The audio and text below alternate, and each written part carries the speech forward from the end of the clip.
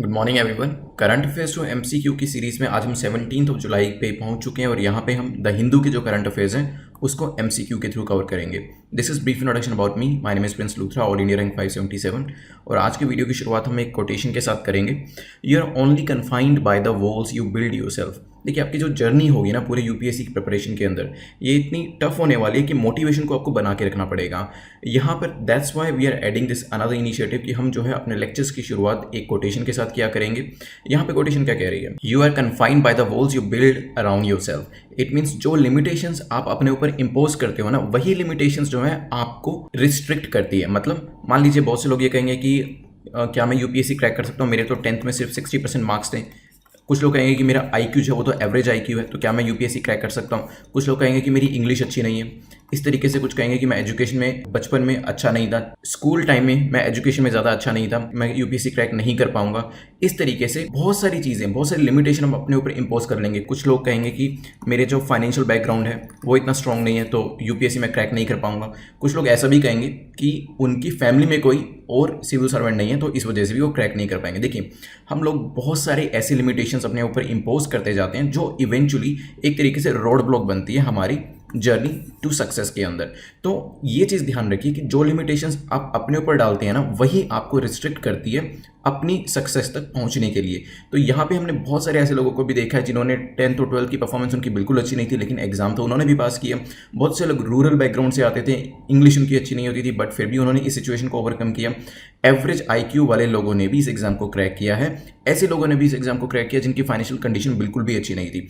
तो ये तो प्रूव हो ही चुका है कि ये सब फैक्टर्स जो है वो फर्क नहीं डालते हैं। हो सकता है आपकी जर्नी को थोड़ा सा मुश्किल जरूर बना दे, but it does not mean कि आप एग्जाम को क्रैक नहीं कर पाएंगे। तो आज से अपने ऊपर लिमिटेशंस डालना बंद करिए, क्योंकि बहुत सारे ऐसे एग्जाम्पल्स दिए जा सकते हैं जहां पर डिफिकल्टीज होने के बावजूद भी लोगों ने इस एग्जाम को क्रैक किया। रादर मैंने तो ये तक भी देखा है कि जहां पे जितनी ज्यादा डिफिकल्टीज आती हैं वहां पे एग्जाम क्रैक करने के चांसेस ज्यादा होते हैं। आप डिफिकल्टीज को इस तरीके से लीजिए कि जब डिफिकल्टीज आपके रास्ते में आती हैं, then universe is testing you कि क्या ये बंदा डिजर्व भी करता है इस एग्जाम को। तो अगर आप अपनी डिफिकल्टीज को चैलेंज की तरह लेंगे तो डेफिनेटली आप उन चैलेंजेस को एंजॉय भी कर पाएंगे और डिसहार्टन नहीं होंगे। मतलब आपका जो मोटिवेशन है वो नीचे नहीं जाएगा। तो जब आप चैलेंजेस को इस तरीके से देखते हैं कि आपका जो यूनिवर्स है, आपका जो गॉड है, वो आपको टेस्ट कर रहा है क्या ये इंडिविजुअल इस एग्जाम को क्रैक करने के लायक भी है। अगर आप इस तरीके से चीज़ों को परसीव करेंगे तो डेफिनेटली आपकी जो जर्नी है वो और भी एडवेंचरस हो जाएगी। चलिए आज के टॉपिक्स देख लेते हैं कि हम क्या क्या डिस्कस करने वाले हैं। तो सबसे पहले हम क्रिस गोपालकृष्ण कमेटी के बारे में देखेंगे। इकोसॉक के बारे में भी एक एमसीक्यू है। आजाद पटन हाइडल पावर प्रोजेक्ट के बारे में एक एमसीक्यू है। मेलघाट टाइगर रिजर्व के बारे में है। एपीआई के बारे में भी एक एमसीक्यू है। और जो 6th एमसीक्यू है वो स्पाइक मिसाइल के बारे में है। देन कोरोशोर के बारे में हम देखेंगे एक एमसीक्यू, और फिर वल्लभदम टर्मिनल के बारे में एक एमसीक्यू है एशियन डेवलपमेंट बैंक के ऊपर, गंजेटिक डॉल्फिन। तो ये 10 जो टॉपिक्स हैं ये हम कवर करने वाले हैं आज के लेक्चर के अंदर। चलिए देखिए, मार्किंग स्कीम आप जानते हैं, थोड़ा सा इसमें हमने चेंज किया है क्योंकि कुछ लोग कह रहे थे, ऑल्दो काफ़ी सारे लोगों ने ये भी कहा है कि उनके जो मार्क्स हैं वो धीरे धीरे इंप्रूव हो रहे हैं, लेकिन कुछ लोग ऐसा कह रहे थे कि मार्क्स इंप्रूव नहीं हो रहे हैं।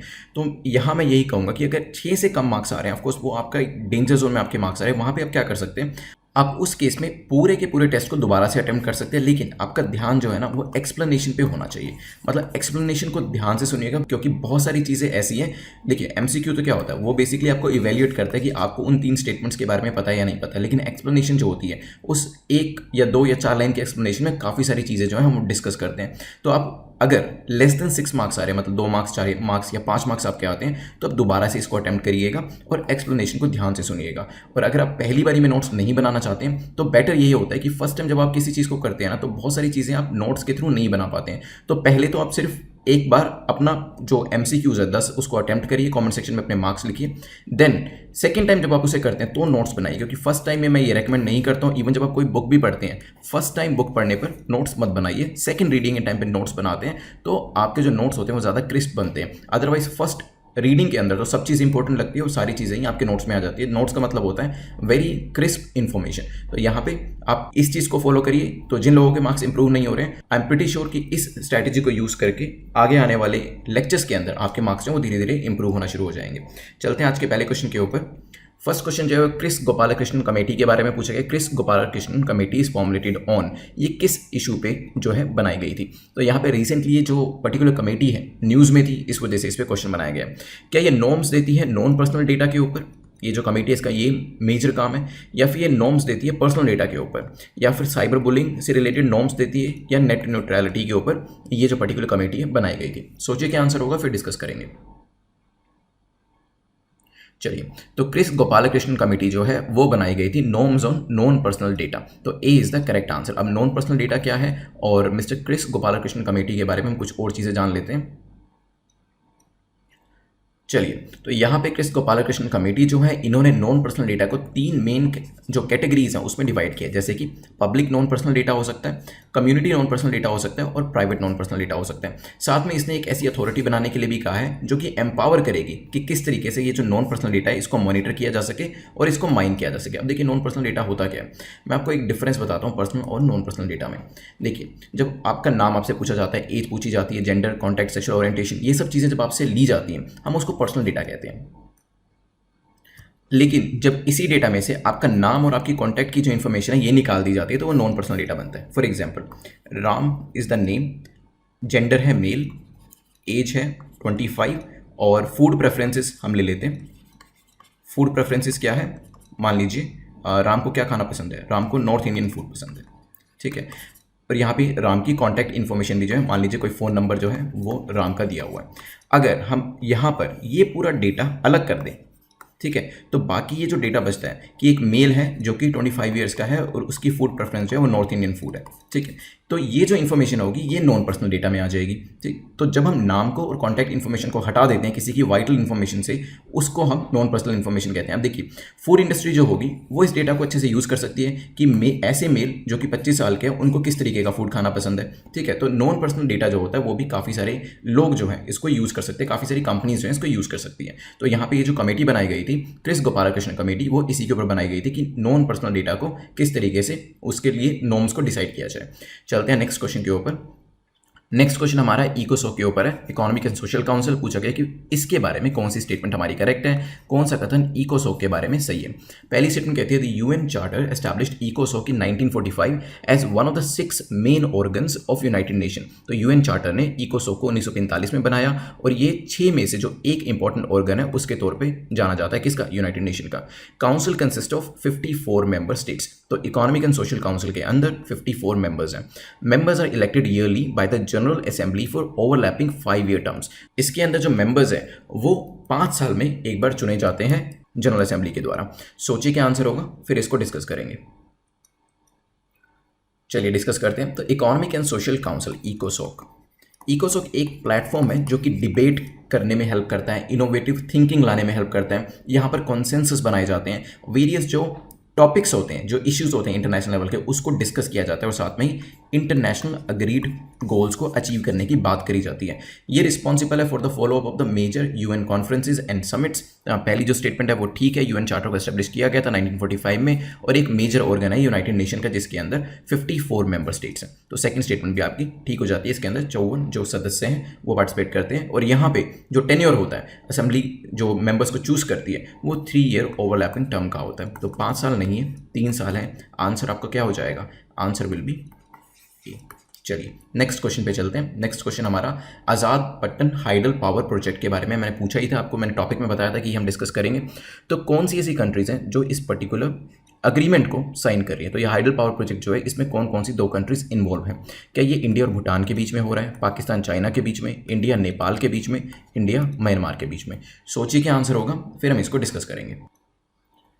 चलिए, तो अगेन ये एक और ऐसा अग्रीमेंट है जो कि पाकिस्तान चाइना के साथ साइन कर रहा है और ये कंट्रोवर्शियल है। रीजन बिंग इंडिया इसको अपोज करेगा क्योंकि 700 मेगावाट का जो ये प्रोजेक्ट है that is Azad Pattan hydel project, ये जो है ये पीओके से होके जा रहा है, ठीक है। और इसी वजह से इंडियन जो इंटेग्रिटी है, टेरिटोरियल इंटेग्रिटी, वो इसमें हर्ट हो रही है। ये बनाया किसके ऊपर गया, झेलम रिवर के ऊपर बनाया जा रहा है, सुदौंती डिस्ट्रिक्ट के अंदर। ध्यान रखिएगा। इसके बारे में कुछ और चीज़ें हम पढ़ लेते हैं। 1.5 बिलियन US डॉलर का ये प्रोजेक्ट है जो कि चाइना पाकिस्तान इकोनॉमिक कॉरिडोर के अंडर में आता है। आज़ाद पट्टन पावर प्रोजेक्ट जो है it's one of the 5 hydro power project, मतलब ऐसे 5 हाइड्रो पावर प्रोजेक्ट्स हैं, उसमें से एक है। बाकी के नाम भी यहाँ पे दिए गए हैं जिसका नाम है महल, कहाला, चकोती एंड करोद। तो इनके नाम याद रखना जरूरी नहीं है, बट क्योंकि ये पर्टिकुलर प्रोजेक्ट न्यूज़ में था तो इसके बारे में आपको पता होना चाहिए। इंटरव्यूज़ में पूछा जा सकता है कि जो पीओके है उसके ऊपर आपका क्या सोचना है, तो वहाँ पे आप इसके बारे में बता सकते हैं। इवन मेंस के अंदर भी आप इस चीज़ को लिख सकते हैं। देन किसके मॉडल के ऊपर बनाया जा रहा है, तो आपको पता है डिफरेंट मॉडल्स होते हैं, बीओटी मॉडल होता है, ईपीसी मॉडल होता है, तो build on operate transfer model पे इसको बनाया जा रहा है। ये कमीशन किया जाएगा 2024 तक and the project will be transfer to government of Pakistan after 30 years. ठीक है, एक बार ये मैप भी देख लीजिए। तो ये सीपीईसी है जो कि पीओके से जा रहा है, तो डेफिनेटली यहाँ पे हमारे टेरिटोरियल इंटेग्रिटी का क्वेश्चन आ जाता है। इंडिया जो है प्रोटेस्ट कर रहा है कि आप कंस्ट्रक्शन ऑफ डैम्स जो है, ये जो पीओके वाला रीजन है, ये जो पीओके वाला रीजन है यहाँ पर नहीं कर सकते हैं। इसके अलावा जो चाइना का one belt one road initiative है उसको भी इंडिया काउंटर कर रहा है, जिसमें वन बेल्ट का मतलब है द लैंड बेस्ड बेल्ट और वन रोड का मतलब है जो इसकी मैरीटाइम सिल्क रोड है, और हम दोनों को ही यहाँ पर काउंटर कर रहे हैं। चलिए तो नेक्स्ट क्वेश्चन पे चलते हैं। नेक्स्ट क्वेश्चन जो है वो मेलघाट टाइगर रिजर्व के बारे में है। पूछा गया मेलघाट टाइगर रिजर्व जो है वो कहाँ पे लोकेट करता है, क्या ये स्टेट ऑफ मध्य प्रदेश में है, झारखंड में है, कर्नाटका में या महाराष्ट्र में। अभी न्यूज़ में था ये पर्टिकुलरली, तो इसीलिए इसके ऊपर क्वेश्चन बनाया गया। सोचिए क्या आंसर होगा, फिर इसको डिस्कस करेंगे। चलिए, न्यूज़ में इस वजह से था because chief minister of Maharashtra ने रिक्वेस्ट किया है गवर्नमेंट को कि एक ऑल्टरनेटिव अलाइनमेंट रूट जो है वो निकाला जाए for Akola Khandwa rail line. तो ये जो पर्टिकुलर रेल लाइन है ये मेलघाट टाइगर रिजर्व से होके जा रही थी, और इसलिए चीफ मिनिस्टर ने कहा है कि आप कोई ऑल्टरनेटिव रूट अगर ले सके तो काफ़ी अच्छा रहेगा। तो ये लोकेट कहाँ करता है, महाराष्ट्र के अंदर लोकेट करता है। लोकेशन मैं आपको एक बार दिखा देता हूँ मैप के ऊपर। तो ये देख रहे हैं, ये तादोबा है जिसके बारे में हम पढ़ते रहते हैं, उसके साथ यहाँ पर ऊपर मेलघाट है। इसके अलावा एक चीज़ और भी कही जा सकती है, इसके बारे में कुछ जो हम और फैक्ट्स देखेंगे। एरिया कितना कवर करता है, अराउंड 2768 स्क्वायर किलोमीटर जो है उतना एरिया इसने कवर किया हुआ है। And it is one of the first 9 places in country. जब हमारा प्रोजेक्ट टाइगर जो था वो लॉन्च हुआ था 1973 में, तो जो 9 टाइगर रिजर्व, मैंने कल भी आपसे डिस्कस किया था कि जब स्टार्ट हुआ था ये प्रोजेक्ट तो 9 टाइगर रिजर्व को सिलेक्ट किया गया था, जो आज के टाइम पर 50 हो चुके हैं। तो जो 9 टाइगर रिजर्व थे उसमें से एक टाइगर रिजर्व ये भी था। प्रोजेक्ट टाइगर आपको पता है ये 73 में लॉन्च किया गया था। First tiger reserve to be declared in the state of Maharashtra कौन सा था, मेलघाट। तो इसके अंदर जो महाराष्ट्र स्टेट को रिप्रेजेंट कर रहा था टाइगर रिजर्व वो मेलघाट था। इसके अलावा और कौन कौन से टाइगर रिजर्व है महाराष्ट्र के अंदर देख सकते हैं, मेलघाट है, तादोबा है, पेंच है और नीचे सायद्री है। चलिए नेक्स्ट क्वेश्चन पे चलते हैं जो कि एपीआई के बारे में है। नेक्स्ट क्वेश्चन एपीआई के बारे में है। एपीआई की फुल फॉर्म आप मुझे बताएंगे कमेंट सेक्शन के अंदर, मैं आपको नहीं बताऊंगा, ये आप गूगल कर सकते हैं चाहे तो। चलिए 3 स्टेटमेंट देखते हैं एपीआई के बारे में, फिर इसको डिस्कस करेंगे। पहली कहती है API produces the intended effects to cure the disease. API जो होती है वो ऐसे इफेक्ट प्रोड्यूस करती है ताकि डिसीज को क्योर किया जा सके। हो सकता है फिक्स्ड डोज कॉम्बिनेशन जिसे एफडीसी भी कहते हैं। Drugs use multiple APIs. Fixed dose combination drugs जो होती हैं वो मल्टीपल टाइप की एपीआईज को यूज करती हैं। हो सकता है API is not made by only one reaction from the raw material but rather it becomes an API via several chemical compounds। तो APIs जो होती है ऐसा जरूरी नहीं है कि वो एक ही रिएक्शन से बने, यहाँ पे मल्टीपल सेवरल केमिकल कंपाउंड्स जो रिएक्शन करते हैं उससे ही बनती है। सोचिए क्या आंसर होगा, फिर हम इसको डिस्कस करेंगे। चलिए डिस्कस करते हैं। देखिए तो API होती क्या है। सो पैरासीटामोल की अगर हम बात करते हैं तो पैरासीटामोल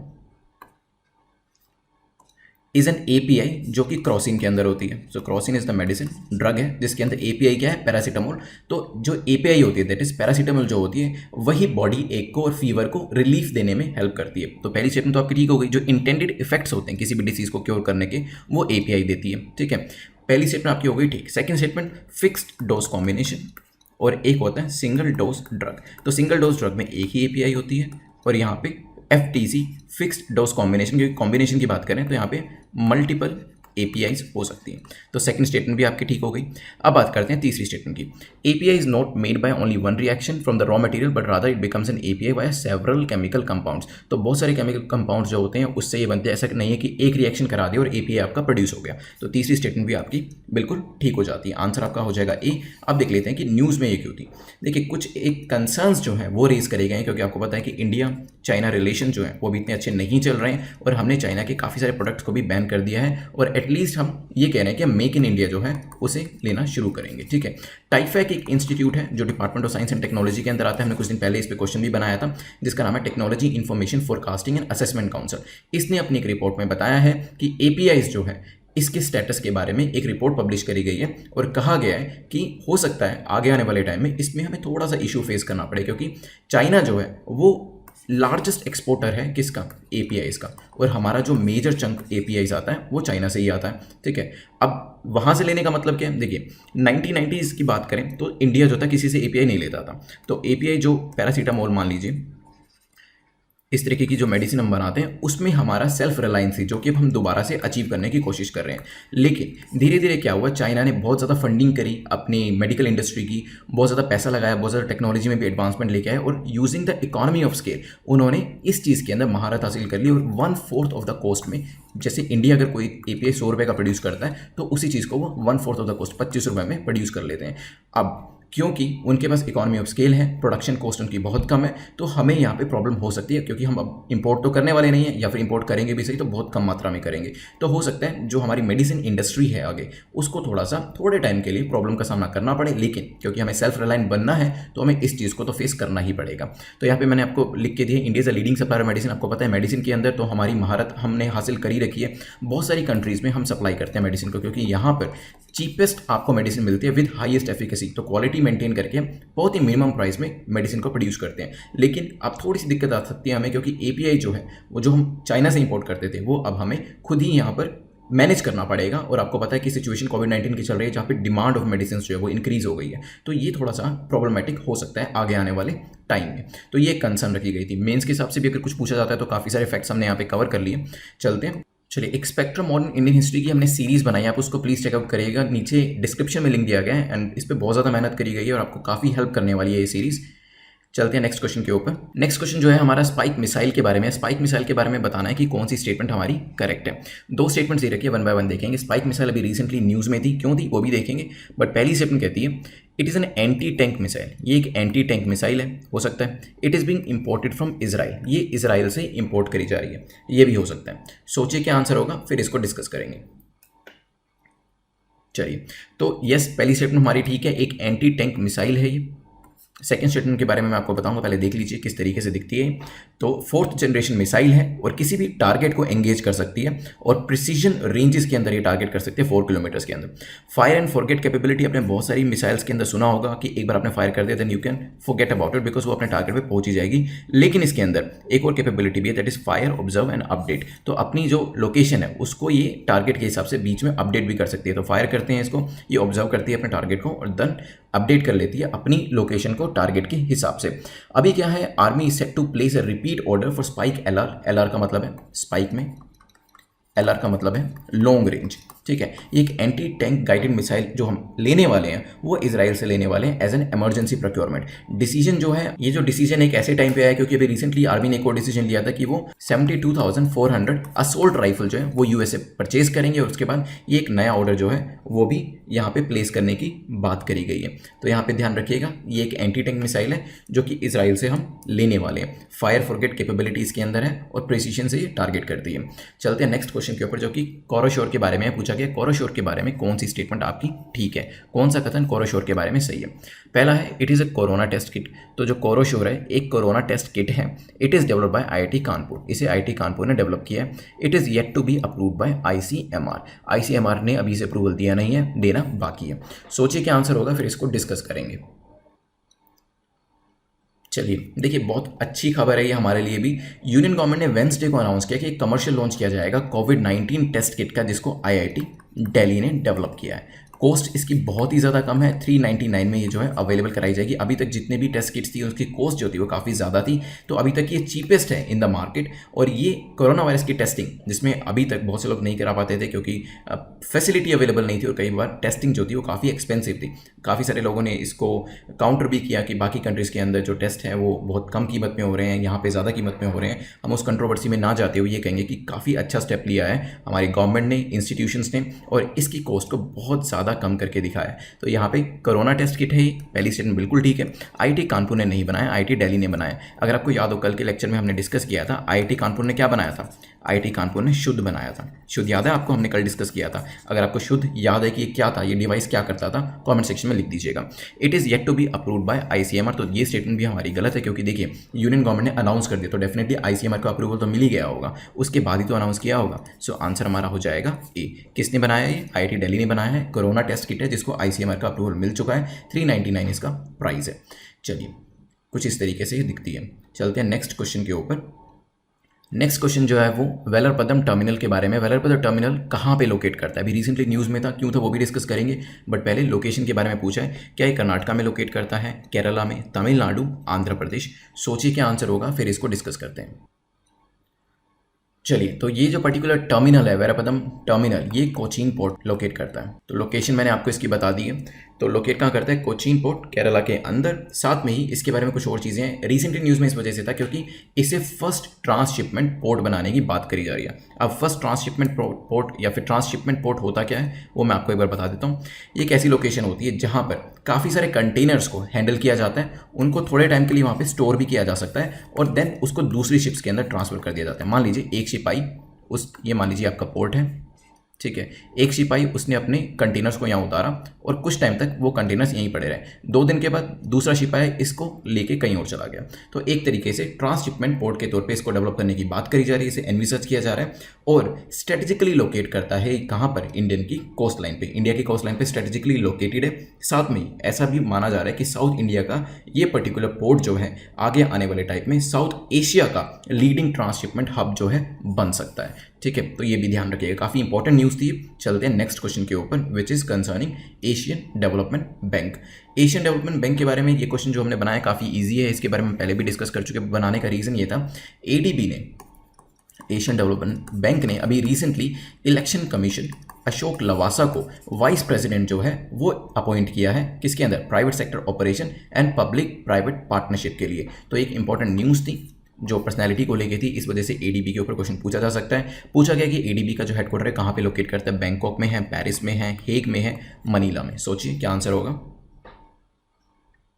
चलिए देखिए, एशियन डेवलपमेंट बैंक है मतलब एशियन बैंक है, ठीक है। तो डेफिनेटली यूरोप की कंट्रीज तो होंगी नहीं, तो पेरिस और हेग तो वैसे ही निकल जाता है। अब बात आती है कि कहाँ पे होगा एशिया के अंदर, ऐसी कौन सी इंपॉर्टेंट सिटी होगी जहाँ पे एडीबी जो है वो लोकेट करता होगा। क्या ये बैंकॉक में है, मनीला में है? मैंने आपको लास्ट टाइम भी बताया था, इसको याद करने का एक आसान तरीका, क्योंकि ये बैंक है तो you can ask bank Manila कि ब्रिंग योर मनी, तो मनीला इज मनीला, इस तरीके से इसे याद रख सकते हैं। So D is the correct answer. चलते हैं लास्ट क्वेश्चन के ऊपर जो कि गंजेटिक डॉल्फिन के ऊपर है। जो डॉल्फिन्स गंगा के अंदर पाई जाती हैं उसके बारे में आपको क्या बताना है? करेक्ट स्टेटमेंट बतानी है। 3 स्टेटमेंट्स दे रखी है, 1 बाय 1 देखेंगे। पहली कहती है it is India's national aquatic animal. तो जो गंजेटिक डॉल्फिन है, गंगा रिवर में रहने वाली जो डॉल्फिन है, ये एक नेशनल एक्वाटिक एनिमल है, इंडिया का हो सकता है। IUCN स्टेटस की इसकी बात करें तो ये एंडेंजर्ड है, ये भी हो सकता है। They are also known as Susu, उनको सूसू के तौर पे एक दूसरा नाम है उनका जिसके थ्रू उन्हें जाना जाता है। सोचिए क्या आंसर होगा, फिर डिस्कस करेंगे। चलिए, तो it is India's national aquatic animal. क्या ये बात सही है? यस। जो गंजेटिक डॉल्फिन है, गंगा में रहने वाली जो डॉल्फिन्स है, वो इंडिया का नेशनल एक्वाटिक एनिमल है। अगर हम IUCN स्टेटस की बात करें इन डॉल्फिन्स का, तो ये एंडेंजर्ड है। तो सेकंड स्टेटमेंट आपकी बिल्कुल ठीक है। तीसरी स्टेटमेंट की बात करें कि इनको क्या सूसू के तौर पे जाना जाता है, तो तीसरी स्टेटमेंट भी आपकी ठीक है। तीनों ही स्टेटमेंट्स ठीक होने की वजह से आंसर हो जाएगा डी। कुछ और फैक्ट्स जो हैं वो इनके बारे में देख लेते हैं। ये वेरियस स्टेट्स में पाई जाती हैं, तो कौन कौन से स्टेट्स में? ये क्वेश्चन भी आपसे MCQ के थ्रू पूछा जा सकता है कि कौन कौन से ऐसे स्टेट्स हैं जहाँ पे गंगा डॉल्फिन पाई जाती है। तो ये असम है, UP, MP, Rajasthan, Bihar, Jharkhand, west Bengal. In the river Chambal के अंदर, सोन के अंदर, कोसी, ब्रह्मपुत्रा के अंदर। तो रिवर्स कौन कौन सी हैं वो भी आपको पता होनी चाहिए और स्टेट्स कौन कौन से हैं वो भी आपको पता होना चाहिए। मध्य प्रदेश ने अभी रिसेंटली उसके फॉरेस्ट डिपार्टमेंट ने ये डेटा रिलीज़ किया सेंसस रिपोर्ट का कंसर्निंग जो डॉल्फिन्स का नंबर है। इसी वजह से ये क्वेश्चन जो था न्यूज़ में था, पूरा आर्टिकल न्यूज़ में था और हमने इसके ऊपर क्वेश्चन बनाया। उसी के अंदर कुछ रीजंस भी दिए गए थे कि इनके जो संख्या है एज पर सेंसस रिपोर्ट भी ये डिक्लाइन कर रही है, लेकिन डिक्लाइन होने की रीज़न क्या है, ये चीज़ जो है ये मेंस के हिसाब से इंपॉर्टेंट है। इवन MCQ में भी पूछा जा सकता है कि इनमें से कौन सा रीज़न ऐसा है जिसकी वजह से ये जो संख्या है डॉल्फिन्स की वो कम हो रही है। तो इलीगल माइनिंग हो रही है, सैंड माइनिंग, उसकी वजह से इनका जो नंबर है कम हो रहा है। Over use of river water का ज़्यादा यूज़ हो रहा है। रिवर अपना कोर्स भी जो है वो भी चेंज कर लेती है, इस वजह से भी इनका नंबर जो है वो डिक्लाइन करता है। इनलैंड वाटरवेज हम काफ़ी यूज़ कर रहे हैं, कार्गो वेसल्स वगैरह जाती हैं, तो वहाँ पर भी पोल्यूशन होता है और इनकी जो संख्या है वो कम होती है। दूसरे एंथ्रोपोजेनिक फैक्टर्स भी हैं रिलीजियस एक्टिविटीज़ हैं, काफ़ी ज़्यादा पानी का जो है मिसयूज़ करते हैं, वो भी एक रीज़न है। एक्सीडेंटली भी कई बार जो ये फिशेज़ होती हैं मर जाती हैं। तो ये सारे रीजंस जो हैं वो बताए गए हैं और इसी वजह से सेंसस के अंदर जो डेटा निकल के आया है उसके हिसाब से इनकी जो संख्या है वो कम हो रही है। तो ध्यान रखिएगा, जो ये डॉल्फिन है कहाँ कहाँ पे किस किस स्टेट में पाई जाती है और किस किस रिवर के अंदर पाई जाती है। चलिए, आज का एक हमारा क्वेश्चन है and you can win the current affairs PDF through this. तो क्वेश्चन हमारा ये है, what is the theme of this year world's youth skills day. अगर आपको याद हो लास्ट वीडियो में, मतलब कल का जो हमने लेक्चर डिस्कस किया था MCQs का, उसमें हमने बताया था कि इस स्किल्स डे का थीम क्या था। अगर आपको याद है तो कमेंट सेक्शन में लिख दीजिएगा, नहीं याद है तो उस वीडियो में जाके भी देख सकते हैं, ऐसा कुछ भी नहीं है। कमेंट सेक्शन में लिख दीजिएगा, इस बहाने आपको याद भी हो जाएगा। और if you give the right answer randomly we will pick out a winner और उसको करंट अफेयर्स PDF उसकी लैंग्वेज के अंदर हिंदी या इंग्लिश में दे दी जाएगी। चलिए, अब क्विकली रिवाइज कर लेते हैं विद इन 2 मिनट्स के अंदर कि हमने आज क्या क्या डिस्कस किया है। चलिए, तो सबसे पहले हमने देखा था क्रिस गोपालकृष्णन कमेटी के बारे में। हमने देखा था कि ये कमेटी जो बनाई गई है नॉन पर्सनल डेटा के ऊपर नॉर्म्स कैसे बनाए जाए उसके ऊपर बनाई गई है। कमेटी के अंदर 3 तरीके का जो मेन कैटेगरीज में नॉन पर्सनल डेटा को डिफाइन करते हैं वो बताया गया। पब्लिक नॉन पर्सनल डेटा होता है, कम्युनिटी का होता है एंड प्राइवेट होता है। ये 3 टाइप के यहाँ पे डेटा होते हैं। पर्सनल नॉन पर्सनल डेटा में मैंने आपको डिफरेंस भी बताया था कि मान लीजिए राम है, उसका जो कॉन्टैक्ट नंबर है अगर वो इन्फॉर्मेशन हटा दें और यहाँ पता है कि वो मेल है, 25 साल का है और उसकी food preference north Indian food है, तो ये जो इन्फॉर्मेशन होगी ये नॉन पर्सनल डेटा होगी। और उसका नाम और कॉन्टैक्ट इन्फॉर्मेशन भी ऐड कर देंगे तो वो जो इन्फॉर्मेशन होगी वो किस तरीके की होगी, वो इन्फॉर्मेशन पर्सनल बन जाएगी। फिर हमने इकोनॉमिक एंड सोशल काउंसिल के बारे में डिस्कस किया था। UN चार्टर ने एस्टैब्लिश किया था इकोसोक को 1945 के अंदर। One of the main organs है यूनाइटेड नेशन का, इसमें 54 मेंबर्स होते हैं और 3 साल में इसका टेन्योर होता है। फिर हमने देखा था इस पर्टिकुलर आज़ाद पट्टन हाइडल पावर प्रोजेक्ट के बारे में। पाकिस्तान और चाइना का ये प्रोजेक्ट है, 1.5 बिलियन USD का ये प्रोजेक्ट है, 700 मेगावाट जो है पावर प्रोड्यूस करेगा और ये 2024 तक कमीशन करा के 30 साल के बाद जो पाकिस्तान है उसको दिया जाएगा। BOOT build on operate transfer model पे से बनाया जा रहा है झेलम रिवर के ऊपर, क्योंकि ये POK से जा रहा है, इसीलिए ये बॉन ऑफ कंटेंशन है इंडिया और पाकिस्तान के बीच में। तो यहाँ पे ये CPEC के बारे में भी हमने डिस्कस किया था। फिर हमने मेलघाट टाइगर रिजर्व के बारे में डिस्कशन किया था, कहाँ पे लोकेट करते हैं, महाराष्ट्र के अंदर है। रिसेंटली एक जो रेल लिंक है वो यहाँ से जाने की बात करी जा रही थी और CM ने कहा कि आप कोशिश करिए इसे कहीं और से निकालने की। दूसरे जो टाइगर रिजर्व थे वो भी हमने देखे थे, तादोबा भी यहाँ पे है। और प्रोजेक्ट टाइगर जब स्टार्ट किया गया था तो महाराष्ट्र की तरफ से जो टाइगर रिजर्व लिया गया था वो मेलघाट टाइगर रिजर्व ही था। ठीक है, और कौन कौन से टाइगर रिजर्व महाराष्ट्र के अंदर आते हैं, मेलघाट है, सायद्री है, तदोबा है, पेंच है, ये ध्यान रखिएगा। फिर हमने डिस्कस किया था API के ऊपर। API की फुल फॉर्म आप मुझे कमेंट सेक्शन में बताने वाले हैं। API जो है वो बेसिकली इंटेंडेड इफेक्ट्स प्रोड्यूस करती है अगर कोई भी डिसीज़ है किसी को उसको क्योर करने के लिए। जैसे पैरासीटामोल जो है ये एक तरीके का API है जो क्रॉसिन के अंदर पाया जाता है और जो बॉडी एक या फीवर हम क्रॉसिन खाने के बाद हमारा रिलीव हो जाता है वो उस API की वजह से ही होता है। अब फिक्स्ड डोज कॉम्बिनेशन के अंदर मल्टीपल APIs हो सकते हैं और सिंगल डोज के अंदर सिंगल API होता है। API जो है इसमें मल्टीपल जो केमिकल कंपाउंड्स होते हैं वो पाए जाते हैं। अब बात करी थी हमने कंसर्न क्या थी, क्योंकि चाइना के साथ रिलेशन जो है अभी थोड़े से हमारे टाइट लाइन पर चल रहे हैं और इसी वजह से हमने कहा कि APIs जो है अब इस पे हमें सेल्फ रिलायंट होना पड़ेगा। टाइफेक की एक रिपोर्ट आई थी उसको भी हमने डिस्कस किया था। हमने चाइना का पूरा मॉडल देखा था, बहुत ज़्यादा पैसा जो है गवर्नमेंट ने लगाया है APIs के ऊपर और 1/4 ऑफ द कॉस्ट में वो इसे प्रोड्यूस करते हैं, इकॉनमी ऑफ स्केल को यूज़ करती है। और क्योंकि अभी कोविड-19 की सिचुएशन है और हमारे यहाँ पर डिमांड भी जो है मेडिसिन की काफ़ी ज़्यादा होती है, तो हो सकता है आगे आने वाले टाइम में हमें इसकी ज़्यादा ज़रूरत पड़े। ये हमने डिस्कस किया था। इसके बाद हमने डिस्कशन किया था स्पाइक मिसाइल के बारे में। स्पाइक मिसाइल देखिए आपने इजराइल से हम ले रहे हैं, इसके अंदर फायर एंड फॉरगेट कैपेबिलिटी है, एक एंटी टैंक मिसाइल। अभी रिसेंटली हमने एक ऑर्डर और भी प्लेस किया था US के साथ 72,400 असॉल्ट राइफल लेने का, उसके बाद ये जो है डिमांड करी जा रही है। देन हमने कोरोशोर के बारे में डिस्कस किया था। कोरोना टेस्ट किट है ये जिसे IIT दिल्ली ने बनाया, IIT कानपुर ने क्या बनाया था, शुद्ध बनाया था, जो किस चीज़ के लिए काम करता है, क्या है ये डिवाइस, कॉमेंट सेक्शन में बताइएगा। It is yet to be approved by ICMR, no it has already been approved by ICMR, approve कर दिया गया है। इसकी जो कॉस्ट है काफ़ी कम कर दी गई है, 399 रुपये में ये अवेलेबल है किट। अभी तक जो प्राइस था वो 2000 तक भी जा रहा था टेस्टिंग का। नेक्स्ट हमने देखा था वेरापदम टर्मिनल कहाँ पे लोकेट करता है, कोची पोर्ट में, केरला में है और इसे एनविसाज किया जा रहा है कि आगे आने वाले टाइम में इसे ट्रांसशिपमेंट पोर्ट बनाने की बात करी जा रही है। ट्रांसशिपमेंट पोर्ट में होगा क्या, कार्गोज आएंगे और वेरियस कंटेनर्स लेके आएंगे, उनको स्टोर किया जाएगा और फिर दूसरी शिप में ट्रांसफर करके उसे भेज दिया जाएगा। लोकेट मैंने आपको बताई दिया कहाँ पे लोकेट करता है, केरला के अंदर स्ट्रेटेजिक लोकेशन है इसकी और इसी की वजह से आगे आने वाले टाइम में ये एक साउथ एशियन ट्रांसशिपमेंट हब जो है बन सकता है। देन हमने ADB के बारे में डिस्कस किया था। अशोक लवासा जो इलेक्शन कमिश्नर है उनको यहाँ पे अपॉइंट किया गया VC for private sector operation and public private partnership के जो हेड रहेंगे। तो यहाँ पे लोकेट कहाँ करता है, मैंने आपको बताया था कि यूरोप के अंदर, तो ऑफकोर्स ये हो नहीं सकता क्योंकि एशियन डेवलपमेंट बैंक है, तो बैंकॉक में हो सकता है, मनीला में, एंड मनीला ब्रिंग मनी करके आप ADB को याद कर सकते हैं। देन हमने गेंजेटिक डॉल्फिन डॉल्फिन जो गंगा रिवर में रहती हैं उनके बारे में डिस्कस किया था, नेशनल एक्वाटिक एनिमल है ये हमारा। साथ में IUCN का स्टेटस देखा जाए तो एंडेंजर्ड है, सूसू के तौर पर इसे जाना जाता है। कौन कौन सी रिवर में पाई जाती है ये भी बताया था, काफ़ी इंपॉर्टेंट है ये, चंबल में, सोन में, कोसी, ब्रह्मपुत्रा। स्टेट्स कौन कौन से हैं, Assam, UP, MP, Rajasthan, Bihar, Jharkhand and west Bengal. साथ में ये रिसेंटली एक सेंसस किया है मध्य प्रदेश ने, जहाँ पे संख्या इनकी कम हुई है। रीजंस भी हमने देखे थे, जैसे कि इलीगल सैंड माइनिंग हो गई, रिवर का कोर्स चेंज हो गया, ओवर यूज हो गया रिवर का, इनलैंड वाटरवेज जो है उसकी वजह से भी, और एंथ्रोपोजेनिक फैक्टर्स है उसकी वजह से भी जो संख्या है वो कम हो रही है। लास्ट में एक क्वेश्चन का आंसर आप देने वाले हैं जो हमने लास्ट वीडियो में डिस्कस किया था, वर्ड यूज स्किल्स डे के बारे में। इसका थीम क्या था, रिवीजन हमारी यहाँ पे कंप्लीट होती है। अगर आपके अपर 2 ब्रैकेट्स में मार्क्स हैं, कॉन्ग्रेचुलेशंस, और अगर नीचे के ब्रैकेट्स में मार्क्स हैं तो डेफिनेटली आप दोबारा से अटेम्प्ट कर सकते हैं इसको। और एक्सप्लेनेशन को बिल्कुल ध्यान से सुनिएगा। देखिए, एक्सप्लेनेशन जो होती है ना किसी भी क्वेश्चन की, आप बैकबोन कह सकते हैं, क्योंकि उसमें से काफ़ी सारी चीज़ें आपकी क्लियर होती है। तो एक्सप्लेनेशन को बहुत ध्यान से सुनिए, और जो सेकंड टाइम जब आप देखेंगे तो अपने नोट्स भी जो हैं वो बना लीजिएगा।